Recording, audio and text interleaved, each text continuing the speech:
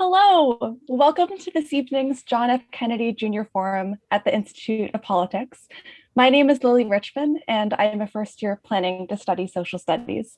I'm originally from the Los Angeles area, and I'm a co-chair of the Harvard Votes Challenge at the Institute of Politics. In tonight's forum, we'll discuss Jewish identity in politics and public service. Sundown tonight marks the start of Yom HaShoah, the annual Holocaust Remembrance Day. Yom HaShoah is a day for somber reflection, a day for grief, and a day for educating ourselves and others to ensure such atrocities never happen again. In 2021, 76 years after the liberation of Auschwitz-Birkenau birth death camp, the last survivors of a Holocaust are rapidly disappearing. This forum helps honor the promise that we preserve their memory and to never forget the devastating murder of 6 million Jews during the Holocaust. In tonight's conversation, co-sponsored by Harvard Hillel, we look for examples of hope and resilience by exploring the role of Jewish identity in public service. I'm honored to introduce two women I admire, Congresswoman Sara Jacobs and author and speechwriter Sarah Hurwitz. Both are champions of public service whose Jewish identities inspired them toward and sustained them through the challenges and opportunities of political work and social action. Congresswoman Sara Jacobs serves CA 53 as the youngest representative from my home state of California. She serves as the freshman representative to the House Democratic Steering and Policy Committee and sits on the House Committee on Foreign Affairs and House Armed Services Committee. She's an advocate for children, education, and human rights. She served as the founding chair of San Diego for Every Child and the founding CEO of Project Connect, a global nonprofit dedicated to closing the education opportunity gap. Sarah Hurwitz attended both Harvard College and Harvard Law School, and she served as an IOP resident fellow in 2017. We're really excited to have her back, even though this is virtual. She is an author who worked as a White House senior speechwriter for President Barack Obama, and then as head speechwriter for First Lady Michelle Obama. She was also the chief speechwriter for Hillary Clinton's 2008 presidential campaign. Tonight's event is moderated by Sabrina Goldfisher, the president of Harvard Hillel and communications director of the Institute of Politics, and Rabbi Jen Queen, director of engagement and a reform rabbi at Harvard Hillel. Thank you all so much for being here, and I'll pass it over to our moderators. Wonderful. Thank you so much, Lily, for that absolutely beautiful introduction. And again, welcome everyone, and a special welcome to our incredible guests, Congresswoman Sara Jacobs and Sarah Hurwitz. As Lily said, my name is Sabrina Goldfisher, and I'm the president of Harvard Hillel and communications director on the executive team of the Institute of Politics. I'm a sophomore at the college studying government and Jewish studies, originally from upstate New York. And I have the honor of being joined by the amazing Rabbi Jen Queen from Harvard Hillel in moderating tonight's conversation. As a Jewish woman myself who hopes to enter public service, this conversation with these truly inspiring women is so meaningful and just truly a dream. And I just feel so lucky to be here. Just to begin in framing this conversation, we would love to start by discussing some of your milestones in your Jewish lives. In the Harvard Hillel community, we love to provide opportunities for students to share their Jewish journeys, their religious, spiritual, cultural Jewish upbringings, and significant moments or memories or ideas that shaped their Jewish identity. So can you tell us a little bit about your Jewish identity and how your Judaism may have influenced your entrance into public service? Congresswoman, do you maybe want to get us started? All right. Well, it's so great to be here with you all. Thank you so much for having me. I love that this is a womanal. This is great. It's one of the few I get to be on. So I'm very excited. For me, I grew up in a Jewish household, in a Jewish community.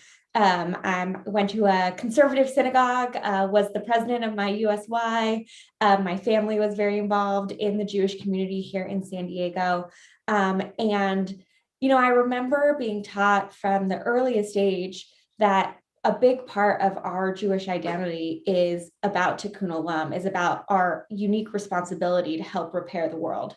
And I think that's what really led me into public service, knowing that the most important thing I could do with my life and my career was working to repair the world. So I went into public service. I started at the State Department and the United Nations, and founded some organizations before I ended up running for Congress. And when I worked at the State Department and the UN, a lot of my work was focused around conflict prevention and recovery, conflict resolution, atrocity prevention. And I think a lot of that was because of what we learn as young Jewish people about the Holocaust, about the Shoah, that we know that it can actually get that bad. And so we have to be doing the work to make sure that that never happens again, not only to us, but to anyone around the world. And that really informed a lot of my work. And lastly, I think I'll say that I think for me, my Jewish identity in public service, it's always a very unique balance of, on the one hand, knowing that we are Jews, we're a religious minority in this country. I didn't get Yom Kippur and Rosh Hashanah off of high school. I had to miss tests, and it's very apparent that you are in a religious minority. And yet also in a lot of ways, we're white passing, and we get a lot of the privileges of being white and being white passing. And how do you balance both of those things and make sure you're using that to push forward in allyship and everything you can do to help make sure that other minority groups that don't get that white passing privilege are able to be have the same kinds of benefits as you do. And so that's something I think about a lot every day as I'm working on all these different policy goals. I mean, I am so honored to be here with Congresswoman Jacobs. I mean, just her story, her history, it is so inspiring. And thank you guys just so much for moderating this panel. I think for me, I grew up with, I would say, a pretty minimal Jewish background. I did go to Hebrew school, which I didn't love. We did kind of grudgingly attend the services twice a year at the major holidays. But by the time I became a bat mitzvah, I just thought like, okay, I'm out, right? I'm a cultural Jew. I'm like a Jew by heritage. But if I want meaning or spirituality or that kind of deep connection, I'll have to just find it elsewhere. So fast forward 25 years later, at the age of 36, I broke up with this guy who I was dating, and I had a lot of time on my hands. I was kind of bored and anxious, and I happened to hear about an Intro to Judaism class at the local Jewish Community Center in Washington, D.C., where I live. And I just signed up like on a whim. I just was looking to fill some time. I thought I should learn about my culture. And I was just incredibly surprised by what I discovered in that class. What I learned in that class was that Judaism has 4,000 years of crowdsourced wisdom from millions of people about what it means to be human, how to be a good person, how to lead a meaningful, worthy, purposeful life, how to find profound spiritual connection that's not just God is a man in the sky who controls things, that's actually really sophisticated and complex and deep and actually plausible. And I thought to myself, like, where has this been all my life? Like, why didn't I see this in the 2 services each year or in the Hebrew school? So I just started learning. I read hundreds of books. I took more classes. I started attending silent Jewish meditation retreats, which are actually a thing. Jews are silent for an entire week, which is kind of a rare occurrence. And, as I was learning, I really struggled. I found that there were a lot of wonderful kind of intro to Judaism books that give you the nuts and bolts and how to, but I was really looking for the why to. And for that, I wound up having to kind of dig through these really oftentimes quite dense, academic, pretty esoteric books. I just kept thinking, where is the book I need? The book that, yes, covers the basics, but more importantly, unearths the deepest, most transformative, most life-affirming wisdom that's relevant for our lives today, for how we deal with the challenges we face, for how we construct a life that is meaningful and purposeful. And so after a while, I thought, well, I'm a writer. I was leaving the Obama administration in 2016 after years of kind of exploring Judaism while I was in the White House. And I just thought maybe I can try to write this book. I then did realize as I started writing it why that book doesn't so much exist. It's actually quite hard to do. Our tradition is vast and complex and very, very hard to capture in just one book, but I did my best, and it was a lot of fun to write. It's called Here All Along, Finding Meaning, Spirituality, and a Deeper Connection to Life in Judaism After Finally Choosing to Look There, which is a very long title. So that is my Jewish journey story. Amazing. Thank you both so much. It's really such a pleasure to have you both and to hear directly from you about the spiritual underpinnings of your life and what you're showing up with in the space. So as was mentioned, in addition to providing a theological structure and ritual practices, Jewish tradition offers numerous ideas, as Sarah Hurwitz said, to help us make sense of and make meaning of our lives, and helps us to understand how we as Jews, both individually and collectively, are meant to show up in the world, including this notion that Representative Jacobs mentioned of tikkun olam, this imperative towards repairing and healing the world, and ideas that we're not only meant to not oppress others, but we are called to love the stranger, for we were strangers in Egypt, right? That we have this responsibility to ensure that no one suffers as our ancestors had. So I'm wondering if y'all could both give us an example of a Jewish idea that at present is particularly meaningful or inspiring to you, one that grounds you and fuels you both in your personal and in your professional life. And as learning is an incredible Jewish value, I would love to hear a little bit about where you learned this idea and how it serves you day to day. Sarah, go for it. You wrote the book. Okay, I'll start. Sure. I think the core Jewish idea that we're all created in the divine image, the image of God, which whether or not you believe in any kind of God, what that means as Jewish tradition understands it, and as a rabbi named Yitz Greenberg beautifully puts it, is that we're each infinitely worthy. You can't put a price on human life. We're all equal to each other. No one is more or less valuable. And each of us is fundamentally unique. There is no one else like us. And, none of us actually believes this, right? Like, clearly, if we actually believe this, we would not have children in this country some of whom are going to crumbling, schools without resources, and some of them are going to excellent schools with many resources, right? We treat people differently based on many, many factors. But, I see this core idea kind of it really breathes life into both our fundamental Jewish story and Jewish laws. I think about the basic Jewish story, which, as I understand it from the Torah, which is the core sacred Jewish text, the first 5 books of the Bible, it's about this God who rescues this bunch of helpless Israelites who are in slavery, frees them from Egypt, assembles them at a base of a mountain in the desert, and says to them, your mission is to create a society that is the exact opposite of Egypt, one that is not obsessed with bowing down to emperors and pharaohs and kings, but that is focused on caring for those who are vulnerable, the widow, the orphan, the stranger, the poor. It's quite a radical idea that really kind of upended a lot of the thinking of the ancient Near Eastern world. I also think that we see that in Jewish laws, which is very much inspires my approach to public service, which, I love that we kind of think about tikkun olam and social justice in these very specific and granular ways. You sometimes hear people saying, well, Christianity is a religion of love, while Judaism is a religion of law.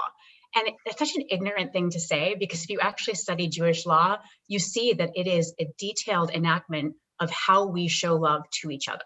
Right? It is instructions for how we show love. So it doesn't just say, give money to the poor. It tells you exactly how you do it. How much? Do you do it in a way that honors their dignity, that doesn't humiliate them? You get really into the weeds with Jewish law, where they even say, if you've loaned money to someone and they can't pay you back, try not to run into them in the street, because you might actually embarrass them. That concern for every individual's dignity, every individual's feeling, that cultivation of this incredible sensitivity to the needs of others, that very much has kind of informed my thinking around political service and social justice. And I really appreciate what Judaism has to offer in that way. I love that. And I think it ties in with kind of 2 of the ideas that have just been very present for me in the last couple of months. The first is the idea in Judaism that to even save one life is to save the whole world. And I think that's the same principle that you were talking about, Sarah. Yes. And when I see people who refuse to wear a mask, or who find the burdens of the social distancing too difficult, to me, if I'm saving even one life, then that's worth it. And that's how I have approached this whole pandemic, and how, I wish more people would approach the pandemic and what we need to do.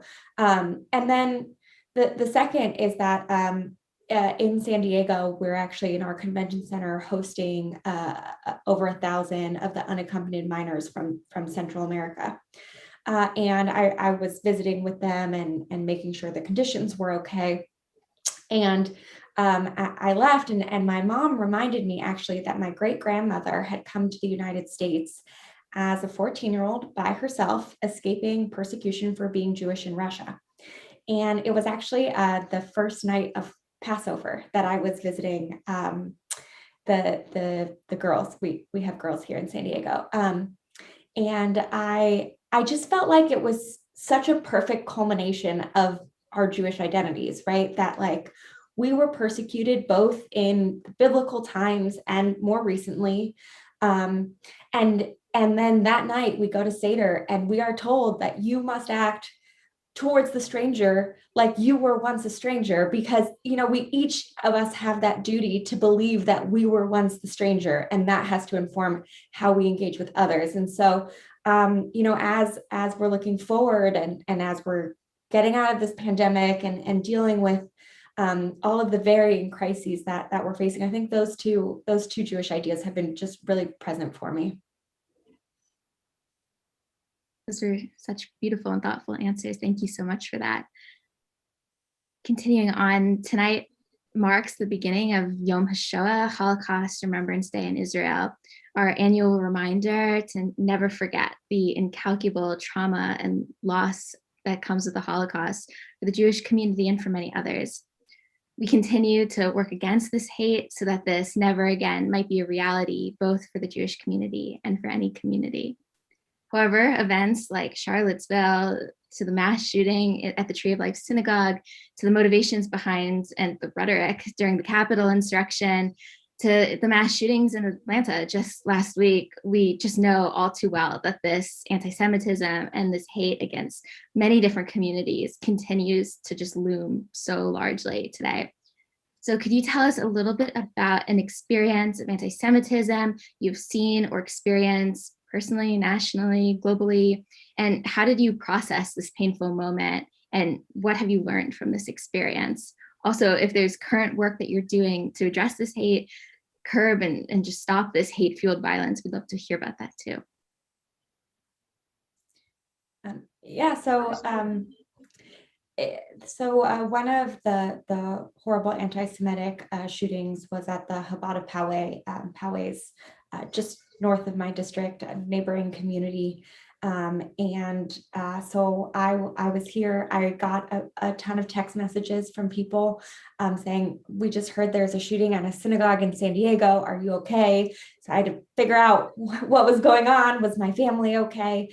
It wasn't my synagogue, but it could very well have been. And seeing that so close to home, I think we're always taught that it's possible, but really feeling that it's possible, and feeling the deep community work that we needed to do to come out of that and to rebuild was really impactful for me. And then I was actually in the House chamber on January 6th. I was in the gallery, which is the balcony that overlooks the House floor.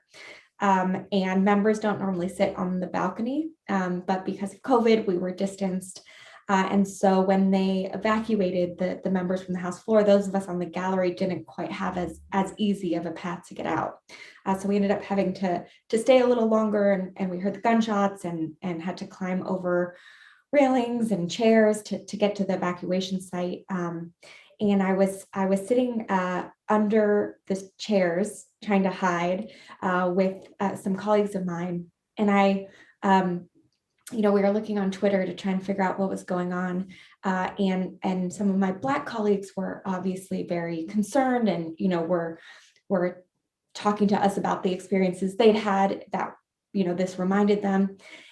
And I realized in that moment that to the mob, to the riot, to people wearing shirts that say 6 million wasn't enough or Camp Auschwitz, like I was a target too.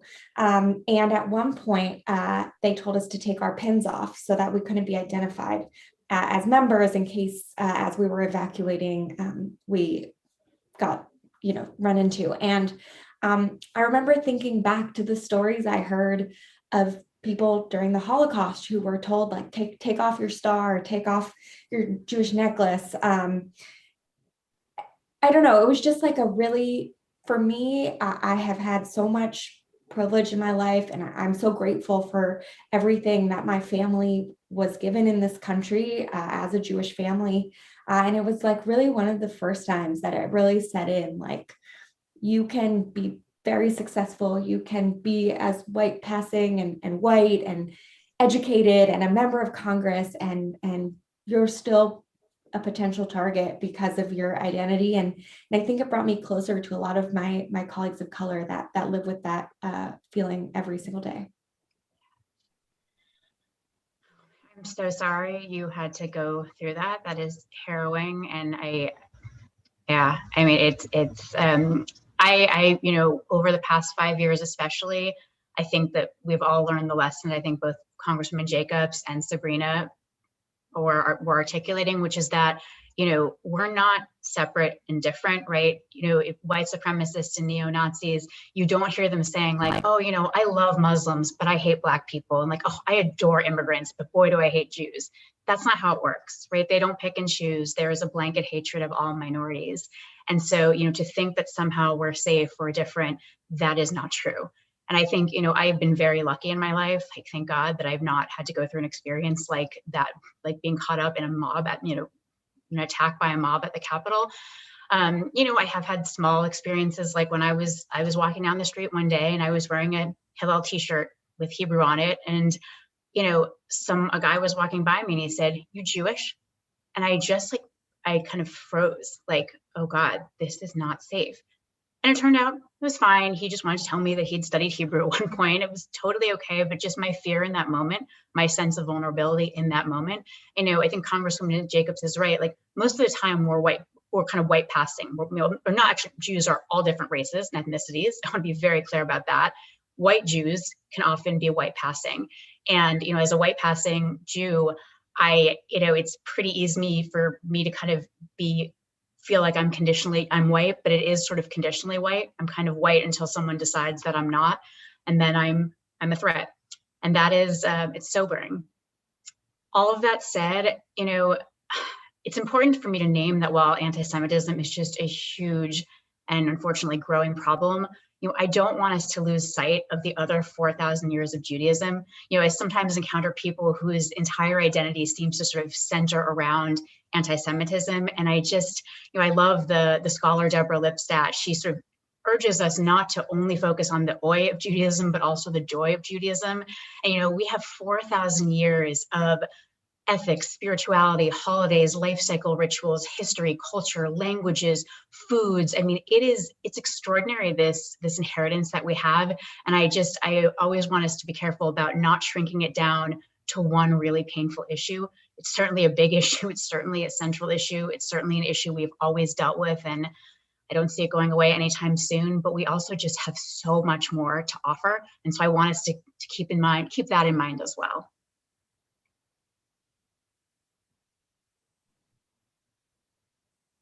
I am so grateful to both of you for sharing so deeply and candidly about your experiences. And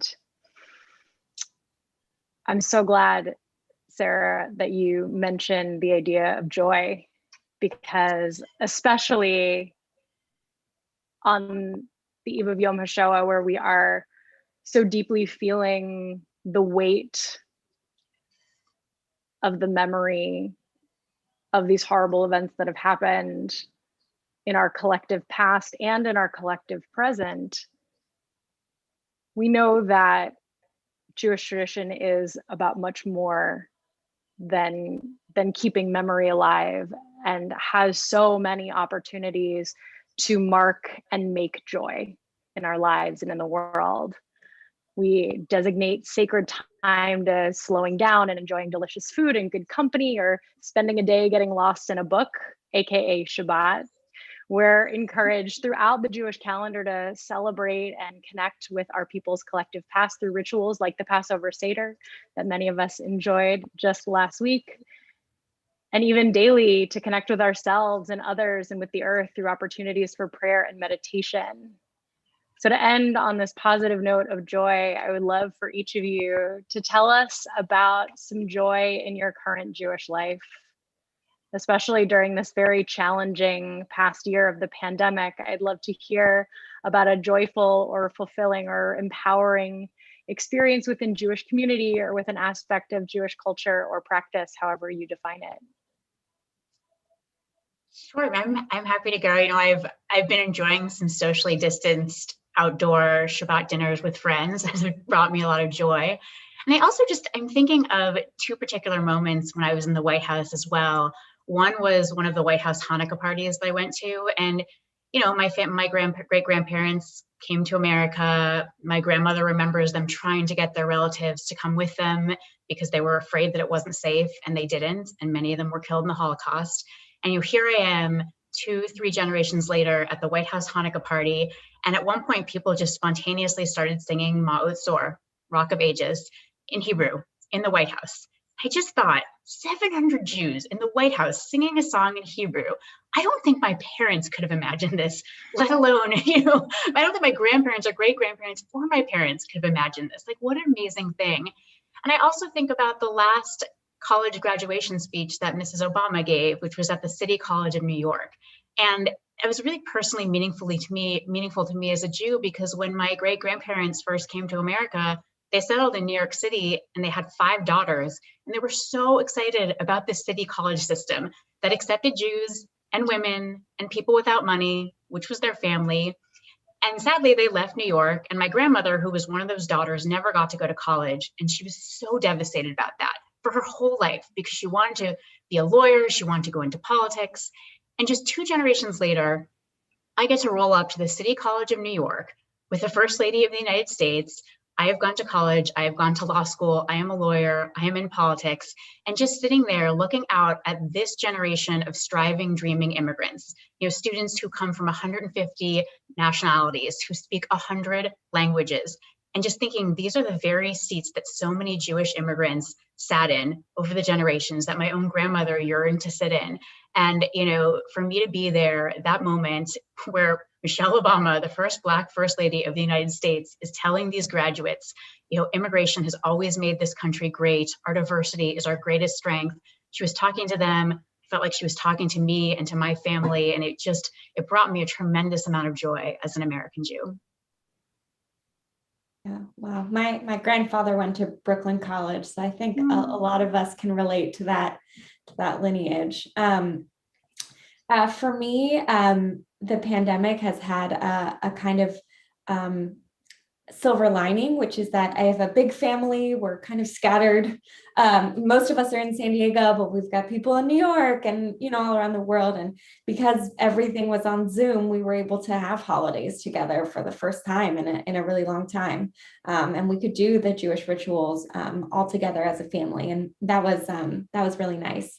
Then the other thing is my brother is getting married in a couple of weeks, and his fiance is converting. And so going through the process with her, kind of seeing the religion with fresh eyes and in a new light, and learning it as an adult, where you actually understand what you're learning instead of the Hebrew school, you know, kind of basic parts of it, has been really fun and exciting. And you know, I think everyone should go learn your own identity from someone with fresh eyes at some point. It's like really eye-opening and a nice experience to be able to take part in as a family. That's wonderful. It's so amazing hearing about those moments of joy. Before we pass it over to student questions, we'd love to just hear a bit more about both of your careers in public service and some of like the highlights of being in the White House, doing stuff as a congresswoman. Like, tell us more about that. Yeah.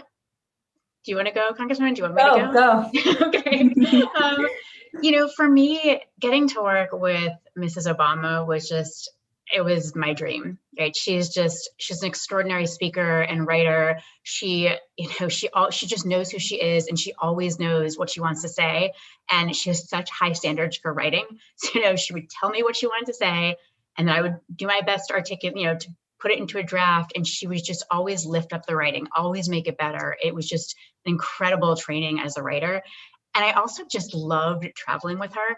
You know, it's quite extraordinary that to just travel with the First Lady of the United States, Michelle Obama, around the world. Because if I asked you right now, like, who is the first spouse of, pick a country, Ghana, Argentina, Japan, you probably don't know, right? I don't know. But wherever we went in the world, we would land in that big blue and white plane, and people would just be lining the streets to greet Michelle Obama.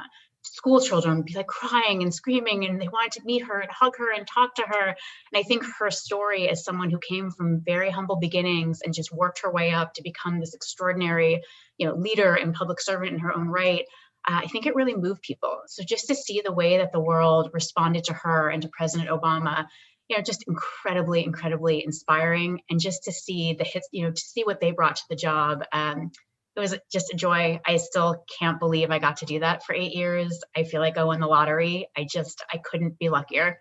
So it was really quite the highlight of my career. Yeah. Wow. Everywhere I go around the world, people still ask me if I know Obama. It's like the number one question. But, I started more in the policy space. I stayed through college to grad school, got a master's in international affairs, and then went and worked at the UN in peacekeeping and at UNICEF and then the State Department. And then I worked on the 2016 presidential campaign for Secretary Clinton as one of her foreign policy advisors. And just that loss, I think, really shaped things for me. Because my formative years were 8 years of Obama being president. I was a freshman in college when he got elected. And so really just that loss, I think, really calcified for me that all of the work I was doing internationally, as important as it was, like everything I cared about was at risk here at home. And my youngest sibling is trans, my middle sibling is gender nonconforming. So a lot of the rhetoric of those early 2017 was very, very personal for my family. So I decided to move back home and to start working, in San Diego and on local issues, and ended up running for Congress. And I never thought I'd be a politician. This is not what I had envisioned for my life. Everyone, I'm sure you all watched The West Wing and you have your favorite character. Mine was Kate, the Deputy National Security Advisor. I did not want to be Sam Seaborn or any of those people. But really figuring out that in this time that each of us have to use our voice in the way that we can. And that for me, that really did mean stepping up and putting myself out there and trying to bring a voice for a different perspective and a new generation that wasn't necessarily having the seat at the table that I thought it deserved. And so, I've only been in office for, I think, 3 months now, and what a 3 months it's been, not what I anticipated my first 3 months would be like. And for all of you in school, I can relate to joining something as during a pandemic. They call us freshmen. We have orientation. We join clubs. It's very school-like. And it has been a challenge doing it in a pandemic and not getting to know everyone in the same way. But it's been so rewarding, and just knowing that within my first 3 months, we were able to pass the American Rescue Plan and get help immediately out to people. And, I'm home in my district this week, and just hearing from people how impactful that's been for them, it makes this all worth it. That's amazing. Now we are going to move. We have lots of time for student questions right now. So if you do have a question, please use the raise your hand feature in Zoom and move you up here and you can ask your question. The first student, it looks like we have, is Matt Miller. Do you want to turn on your camera for us? Hi. Thank you so much, Sarah and Sarah. Sarah Hurwitz, I'm not sure if you remember me from the political union, but we had a really nice discussion with you a couple years ago. I remember that. Yeah, so it's good to see you again. But Good to see you too. Yeah, so I know Sarah H, I guess that you mentioned kind of focusing more on the joy of Judaism than the oi. But I did have a question that gets a little bit more to that oi side. So I was just wondering, based on both of your experiences in government, how you think that public servants, whether they're local government officials or members of Congress or even the presidential administration, can meaningfully act against the constant threat of anti-Semitism beyond kind of just offering thoughts and prayers, which sometimes it feels like is the default course of action when something goes wrong. Or maybe on that joy side, even just better celebrating that Jewish identity in public spaces. Well, I think, the first thing I think that we learned over the last 4 years is that leadership really matters and our words really matter. And the way our leaders talk about things, it has a huge effect. And we're seeing it right now with the rise of API violence and anti-Asian hatred because of the rhetoric of the former president. So the first is just to be very mindful of our words and our actions and how we're modeling that behavior. But then I'm working with colleagues to make sure that the FBI and other agencies are taking into account the white supremacy and domestic threat with the level of urgency and importance that it requires. We know that there was some political reasons why that wasn't the case prior to January 6th.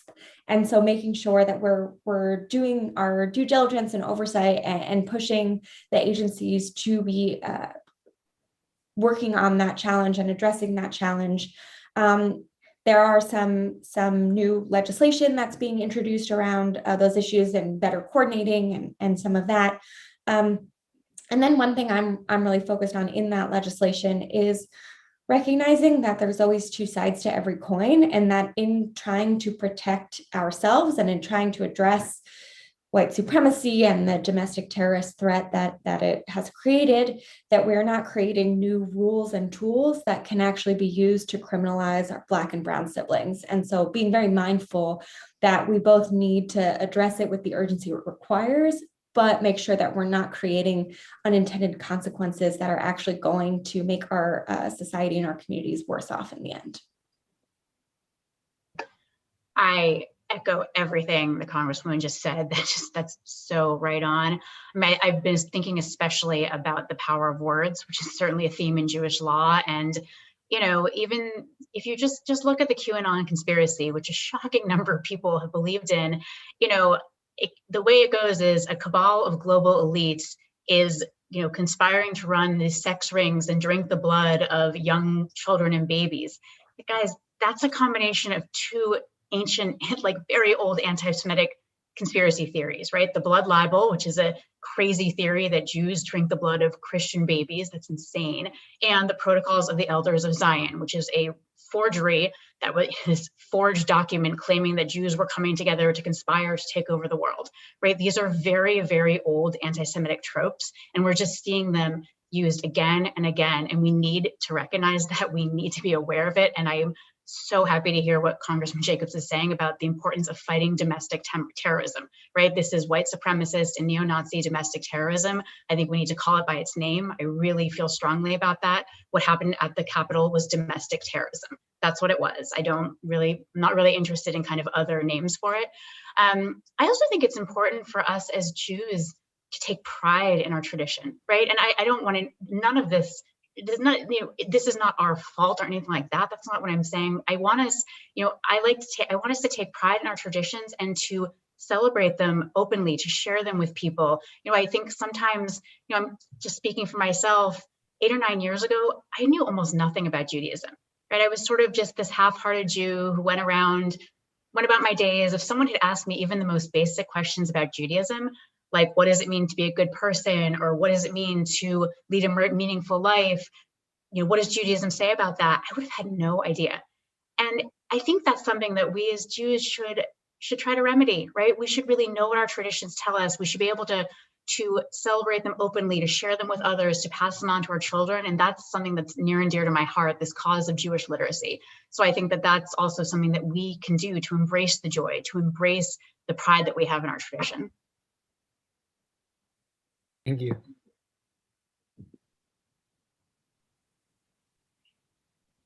Thank you so much, Matt, for that question. It looks like we have a hand raised in the audience.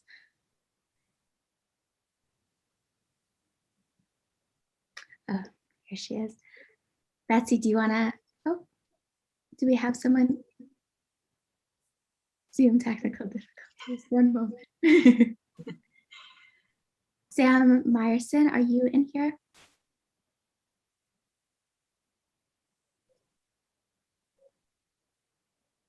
Here he is. Sam, do you want to turn on your camera and ask your question? Oops, hello. Well, just wanted to thank you both so much for speaking today. This has been really enlightening and nice, and I just wanted to say thanks. It's been really great. And so I originally was thinking I wanted to ask what Matt was going to ask. So he asked a great question, and I really liked both your answer to it. And I kind of have something that I also was wondering is that you both seem to have been very involved on the progressive side of politics. And I, as a progressive on campus, I find that often the issue of Israel is a really big third rail, where even if you oppose the government of Bibi Netanyahu, just for believing in supporting the existence of a Jewish state, often leads to being pushed out of progressive coalitions on campus. And I was just wondering, as progressives, how you navigate this issue and how you support and advocate for Judaism and the Jewish people, while also being conscious of the complex intersections regarding Israel. I guess I'm the politician. I'll take this one, Sarah. You can have. You're the best. You know, for me, my Jewish identity is why I'm a progressive. To me, what I learned in my Jewish life was that it was our responsibility to, leave the quarter of our field for people who were hungry, to make sure that we were giving and that we were repairing the world and saving lives. And, to me, that's why I believe in so many of the progressive things I believe. And it's also why I believe it's our responsibility as American Jews to not have our progressivism end at the water's edge, and to be able to say that, we as Jewish people deserve a homeland like other people do, and that homeland should live up to our values as Jews. And I think both those things can be true. And, I think we do a disservice actually in politics by making Israel this wedge issue. Because there are a lot of things that need to change. And we know that we have to get to a negotiated peace where the Israelis can live in security and Palestinians can live in dignity and autonomy. And that there's a lot that is going to have to take place between where we are and where we're hoping to get to. And none of that is made better or easier by this becoming this like political football that we use against each other when we're mad at the other side or even within our own side. And so I think just for me, the way I deal with it is trying to stay true to my very nuanced feelings and position on the matter, which is that these identities are not in conflict. They're actually two sides of the same coin, and that it's part of my Jewish identity to be pushing forward on these progressive causes. I mean, to that really excellent answer, I would just add, it does, I think what Congresswoman Jacobs said about the importance of nuance, it really disappoints me how often the conversation around Israel devolves into these heated exchanges of very simplistic and charged talking points, right? Like, this is complicated, right? You're dealing with history and politics and religion and demographics and just incredibly complex issues. So I think it's important to actually find venues and forums where you can have complex conversations and where people actually do the work of educating themselves on the issue, not just through any particular lens or side, but really trying to understand the facts from many, many different lenses and having a complex conversation. And there are places where people are doing that. And I think seeking out those places can be really helpful. There are places where people are not doing that. And I try to avoid those places.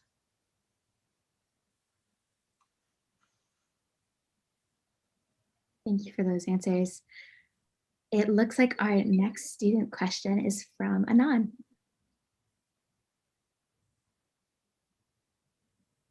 Hello, thank you so much for having me, and thank you, Ms. Hurwitz and Congresswoman Jacobs for joining us in the forum today. And thank you, Sabrina, for moderating along with the Rabbi Queen. So awesome to see this panel. My question is for you, Ms. Hurwitz. As a speechwriter, how do you take into consideration different voices and backgrounds? I know conversation and the way we present ourselves as a community is so important to how people view us from the outside looking in. How has your experience as a Jewish woman influenced how you go about representing diverse voices? Yeah. So, I think the key thing to know is that as a speechwriter, you're really not there to represent your own voice or your own community. You are very much there to channel the voice of the person who you're writing for. So, people often ask, well, what happens if you disagree with the person you write for? And my answer is that I don't ever. Right? I don't work for people who don't share my values. It's very important for me to work for people who are doing things in the world that I passionately believe in. So that's how I kind of reconcile that reality that this isn't about me sharing my voice, but it is about me feeling like I'm promoting my values. And I think people often ask me, oh, how did you get Michelle Obama's voice? And I think they're kind of being polite. I think what they actually really want to ask me is, how did you, this white Jewish woman, get the voice of a Black Christian woman? You have very different life experiences, the two of you. Like, how did that happen? And the answer is that it's really about channeling her. It was never about scripting her or telling her what to say. I mean, Michelle Obama knows what she wants to say. So it was really my job to take in all of her ideas, her language, her thoughts, her themes. She just has such natural talent. My job was to take all of that and to type as quickly as possible to make sure I got what she was saying, and then to work to shape it into a draft and to really work with her so that by the end, it started with her, and by the end, it just felt like her. So that's kind of that is the job of a speechwriter, and it takes time. Over the years, I kind of got better at it. The more time I heard her speaking in meetings, speaking at events, the more feedback I got from her, just the better I got at channeling her voice. And I still hear her voice in my head when I write in my own voice. I'll hear her saying, like, Sarah, this transition's a little sloppy. We got to tighten it up, or like, getting bogged down in the weeds here. What's the beating heart? What's the story? What's the emotional resonance here? And so it's, that's really stuck with me. But in the end, it was really about her voice, not mine.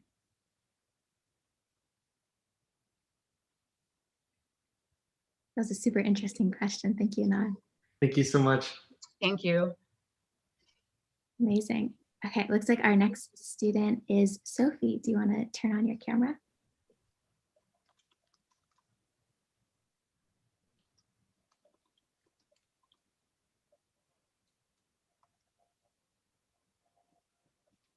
Sophie, are you able to ask your question?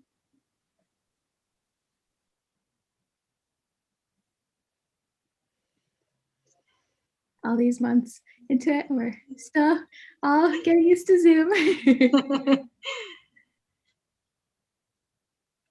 All right, it looks like we have someone who's being transferred. Kevin, do you want to show your video and ask your question? Sure. Thank you both so much for being here. I have a question for Congresswoman Jacobs. As sort of a young person in Congress, and also as a Jewish woman, you're definitely sort of an underrepresented group. How do sort of those identity points and sort of your role as a young person kind of influence your policy decisions and sort of how you approach being a Congresswoman? Yeah, I really appreciate the question. Millennials are one of the most underrepresented generation. If we were to be adequately represented, there'd be about 97 of us in Congress. There are definitely not 97 of us. And so for me, it's about really thinking about what impact the policy decisions we're making are going to have, not only on our generation right now, which has very unique circumstances that we grew up in, graduated college in the middle of the Great Recession. We're now hitting our adult stride in the middle of a global pandemic. I think a lot of that has shaped our worldview as a generation. I never knew a day in my adult life the United States wasn't at war. I think that has had a huge impact on our generation and our conception of the world. But also thinking about how these decisions are going to impact us in 20, 30, 40 years when we're still going to be here, even though some of my colleagues who are making those decisions, will not be. And so thinking about almost what I wish someone thought about 20 years ago when they were taking some of those votes that had such huge consequences for our generation. Just this past couple of weeks, we had a markup in the Foreign Affairs Committee where we voted to repeal the 2002 authorization for the use of military force, the Iraq War authorization. I mean, I was in middle school when that passed, and we're just now voting to repeal that authorization. That's a long time for Congress to have not taken a vote on probably one of the most consequential decisions for the future of our country. And so really making sure I'm thinking about that long-term vision and the long-term consequences of our decisions. And then also, I think there's a lot that our generation, and I'm going to pretend that you all in college are the same generation as me, just let me do it, that our generation has really brought to the conversation, whether it's the urgency around addressing climate change and gun violence, or our ideas around gender and sexual orientation. As I mentioned, my youngest sibling is trans and my middle sibling is gender nonconforming. And I think a lot of the way we think and talk about these issues is very different than older generations. And bringing that perspective makes our legislation better because we're able to make sure that it's actually helping all of the people that it's meant to help. And for me, a lot of that is also listening, is recognizing that I am one person and I'm trying to represent my own life experiences, but also the life experiences of my district and my generation, and that we haven't all had the exact same experiences. So making sure that I'm finding new ways to bring people into the conversation and to find those two-way feedback loops. And it helps that I'm a digital native and that I understand a little more intuitively how we can use these tools to reach out to people, but also some of the protections and things we might want our government to be looking out for in these tools, because, I had Facebook in high school. Right to be forgotten, that sounds great to me. But just really thinking about, how we use these new technological tools, both how they can be used for good and for bad, and how we can try and bring more voices into the conversation. That's great. Thank you, Kevin. I was texted a question as well from a student in the audience who can't turn on their camera, but she was wondering, Congresswoman, how your experience in USY impacted your Jewish life and your commitment to civics. Well, I hate public speaking, but as president of my USY chapter, I had to do it a fair bit at synagogue, so at least it got me a little bit used to it. And I think also, for those of you who don't know, USY is like the youth group of the conservative Jewish movement. And what's interesting about conservative Judaism for me is that in the West Coast, it takes a little bit of a different flavor than it does in the rest of the country. We're a little more relaxed about a lot of things. And so it was like one of the first times I actually thought I was in a group of people who we were all similar, but actually we were not all similar, and learning how to identify that and then have discussions and conversations, acknowledging all of the different identities around the table has been really helpful for me. And, obviously they taught us a lot about Israel, but also, about other social justice issues that were happening around the country and around the world. I think, I was in 10th grade when they did the Save Darfur presentation, for instance.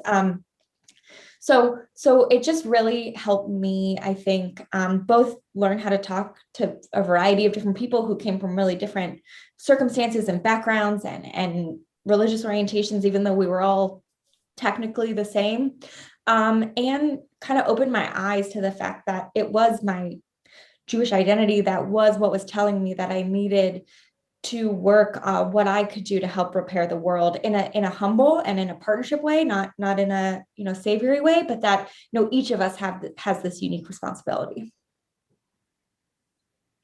Thank you so much for sharing that. We'd love to pass it over to both of you again if you have any closing thoughts you'd like to share before Rabbi Jen officially closes us out, but wanted to give that opportunity. Well, this has just been such an incredible pleasure and such an honor. Thank you, Rabbi Jen and Sabrina, for moderating. Congresswoman Jacobs, you are amazing. I'm incredibly inspired by the work you're doing. And I just, I would say to students out there, I know that this, college in a pandemic was probably not what you had been planning on when you were in high school. And I'm so impressed by your resilience, by your maturity, by your just ability to make this work, even though I know it's incredibly challenging.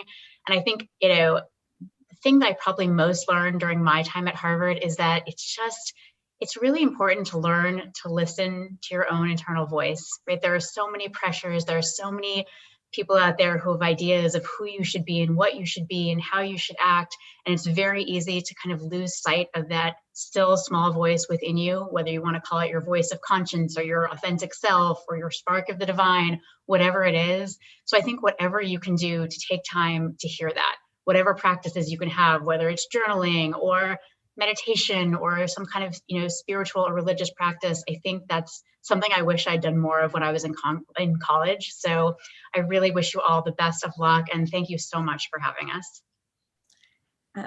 And Sabrina, Rabbi Queen, thank you so much. This has been really wonderful. Sarah, you have inspired me to dig deeper in my Judaism. I've so enjoyed this conversation and kind of bringing me back down to my roots.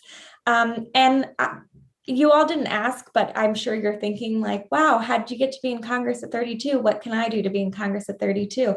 And I'm going to tell you what I tell a lot of young people, which is that I think you should find the problem that you're most interested in solving and then learn as much as you can about it and find all the different ways you can have an impact on it. And then think about where you can be most impactful and follow that path. And that might be elected office and it might not be elected office. But if you stay focused on what you want to do instead of what you want to be, you'll be much more successful and you'll be more fulfilled. Because at the end of the day, these titles yeah, it's nice that people call me Congresswoman, I guess, but I'm here because of what I can do. The title loses its glamour pretty quickly. And so, figure out what you want to do and then figure out how you can do that. And while you're doing that, do your homework, learn as much as you can about the problem, but also there's no wizard behind the curtain. There's no just adult there who knows the answer and has figured everything out. So if you see something, if you see a problem you feel like you can solve, if you see a conversation that you think is missing something, you should say something and you should do something because you have just as right as anyone else to have an opinion and to get involved. And you don't have to wait to be older to make a difference. You are important right now, and especially in this moment that we're in as a country. We need your voice and we're going to need your generation and your work to help us get out of this. And I'm so looking forward to the world that we're all going to build together.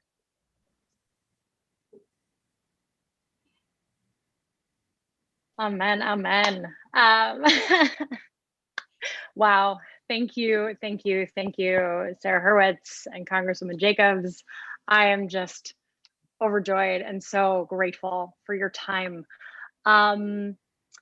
So I would be remiss not to mention before we close this space, as we've said before, this evening marks the beginning of Yom HaShoah. It was just shared in the chat. Tomorrow at 1:30 p.m. Eastern Time, we'll have a very special opportunity to hear from a Holocaust survivor, Dov Eshel. So please join Harvard Hillel in welcoming Dov into our virtual space and learning from his very powerful experience. The link should be in the chat for y'all to register, and we would really love to have you. So in the biblical book of Deuteronomy, in the same portion that we find the injunction, justice, justice shall you pursue, which served as a core mantra to many a great Jewish public servant, including Ruth Bader Ginsburg of blessed memory. The biblical authors set about also describing the characteristics of elected officials, of community leaders, and of those who work alongside them, helping to shepherd their ideas into the world. Within this chapter, the duties of a monarch include writing a copy of the Torah for themselves, keeping it nearby, and reading it all the days of their lives. Now, while On one hand, we might interpret this as a prescription that leaders be guided by the ideas set forth by those who came before them. Others read this as instructive of leaders to writing their own Torah as in their own words. Because, as the Congresswoman said, leadership matters and words matter. This is meant to be an exercise in articulating and expressing the laws and ideas as that person has experienced them firsthand and how they hope to uphold them in their role. In this way, these ideas and values become more than words on a page and more than other people's ideas. They become manifest in the world. Notions that serve to honor the inherent dignity and sanctity of life, and that play an influential role in the decisions of both personal importance as well as communal, national, and even global importance. And while only one of us on this panel has formally written Torah in her own words, and by the way, if you haven't read Sarah Hurwitz Here All Along, it is a must read. Yeah. You have both publicly and proudly lived and continue to live your values. And you are such beautiful and powerful examples for our students and for everyone here of accomplished, young, and proudly Jewish women, and how by writing or simply living your own Torah, we not only find opportunities to ground and inspire ourselves and those immediately around us, but that we're able to share that grounding and that inspiration with others and allow it to fuel the work of making this world a better place. So again, it has been an immense joy and privilege to share this space with you, Sarah Hurwitz and Congresswoman Sara Jacobs, and to learn from your insight and experiences. It is truly inspiring to hear from you both, and thank you so much for your time. I am grateful. I know everyone here is grateful, and thank you all out there for joining us tonight. Hope y'all stay well. Thank you so much. Thank you. Thank you.